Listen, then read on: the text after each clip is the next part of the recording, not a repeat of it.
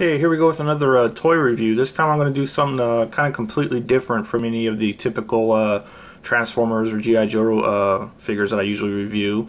And this here is another 80s toy, kind of a lesser known toy line. It was from the Jayce and the Wheeled Warriors toy line, which was based off of the TV series of the same name, or cartoon series of the same name. And basically it was a vehicle-based type of show. You had the good guys and they had their vehicles, and then you had the bad guys and their vehicles, and actually the bad guys were the vehicles themselves. Don't remember too much of the story. Like I said, it was kind of a lesser known series. I'm sure if you look it up online you could probably find out everything you wanted to know about it. But quickly off the top of my head, the bad guys were called the Monster Minds, if I remember correctly, and they were kind of funky and weird. They were basically these like plant based humanoid type of guys, and they basically all lived in this big hive that could travel through space, and anytime they would leave the hive they would convert into these vehicle forms like you see here, and each one kind of had a little main characteristic or trait. Like this guy here, for example, had like the little spinning mace or morning star, or whatever you want to call it, type of plant-based weapon system. The main bad guy leader, I think his name was called Sawboss, so he turned into like a plant vine looking thing with a big buzzsaw on it, and there's another guy with a wrecking ball, and one guy turned into like a tank. So yeah, they're all very unique and kind of weird looking, and it was kind of cool on the show because when they would leave the little fortress to go out and do their attacks and stuff, you'd see them kind of morph into the vehicles. So that was kind of cool, the little stock animation that they'd use for that. Anyways, the guy that I got here, this is actually my toy from when I was a kid back in the day, back then. And this guy here, I believe his name is Gun Grinner. You can kind of tell why, because he's got the big teeth there in the front and the eyes with the guns coming out of it. And these vehicles were very cool. I liked them a lot as a kid. And the main gimmick with these guys was they had all these interchangeable parts and pieces and guns and things like that. And if you look here, you can see they got all these little like ports here on him, these little parts here, and that's where you could attach any kind of weapon that you wanted to on him. Let's kind of zoom in here and just kind of look at him a little bit up close. And there you go, and you can see he's got the nice chrome here on the front. Again, this is my toy from the 80s, so it's got a little dust on it, a little wear and tear. The paint's kind of fading off. It's kind of starting to yellow a little bit on some of the chrome here, but it's still in pretty good shape. And as you can see there, he's got the teeth with the eyes, hence the name Gun Grinner. And so you can see there's some of those little ports there on the side. They're kind of scattered all over the vehicle here. And there's the little Monster Minds logo right there. It's kind of like a little monster car face thingy. And there's the back, some more chrome plastic.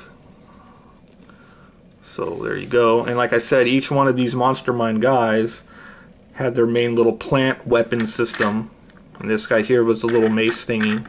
This would spin around, this part could rotate, and this could bend up and down like that. And if you wanted, you could just pop this off. So you can kind of see there, and you could put this anywhere you wanted really on the vehicle. So you can have it coming off the side. So these were very cool toys for kids because it kind of lets you use your imagination and just kind of do what you wanted, you know, with this interchangeable system here. I really liked it. I thought it was cool.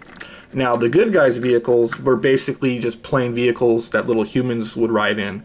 And to get to that point, since these are the Monster Minds, if you open up the little cockpit here, and each one had a little cockpit that would open up, there would be a little green rubber kind of brain looking thing that would sit in there, and that was the actual, I guess, Monster Mind's brain part, hence the name Mind.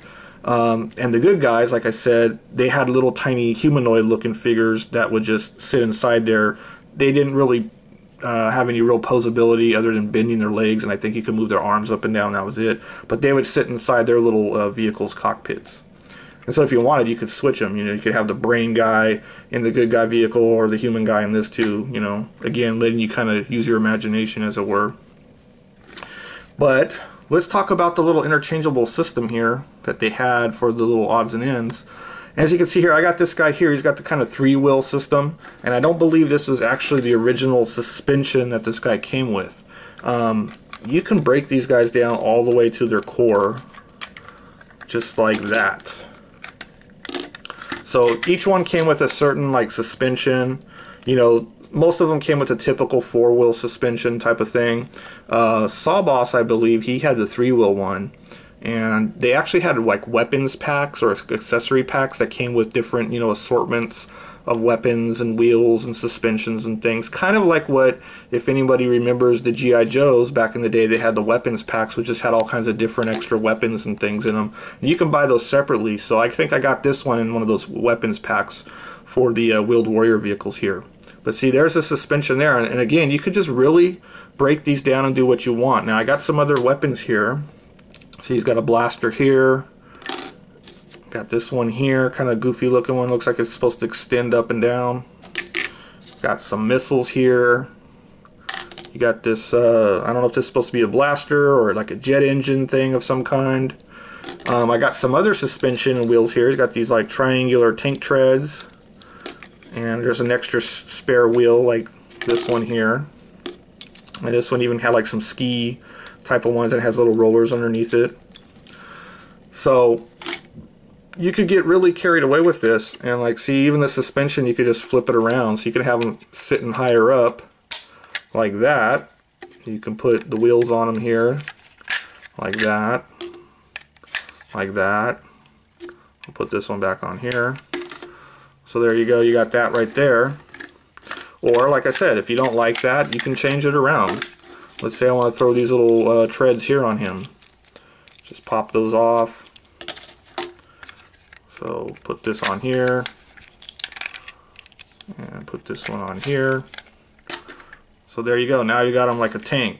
And if you don't like the way that is, you can flip it upside down and have him sitting closer to the ground now, see?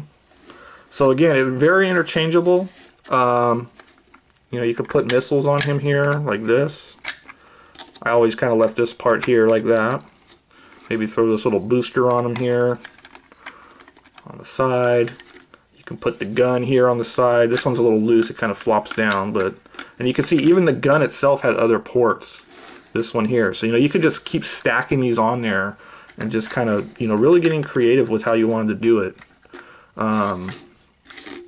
Really, you were just kind of limited to what you had or how many pieces you had or what you could kind of think of. But again, I think these were very cool toys, kind of overlooked during the time because, you know, they had a lot of stuff to compete with. You had, you know, Transformers and G.I. Joe and Thundercats and Voltron, all kinds of things going on. So I think these guys kind of got lost in the shuffle. But if anybody remembers these, I think most people who knew about these probably liked them a lot. I know I did. Anyways, these are part of the, again, Jayce and the Wheeled Warriors toy line. If you find these interesting at all, I would say they're worth picking up. You could probably find them for fairly reasonable prices. You know, getting all the little odds and ends is probably a little bit more difficult. But, you know, they're out there. You could look on eBay, internet. I'm sure you'll find some out there, again, for a fairly decent price. So anyways, that's my look here at the Jayce and the Wheeled Warriors Gun Grinner figure.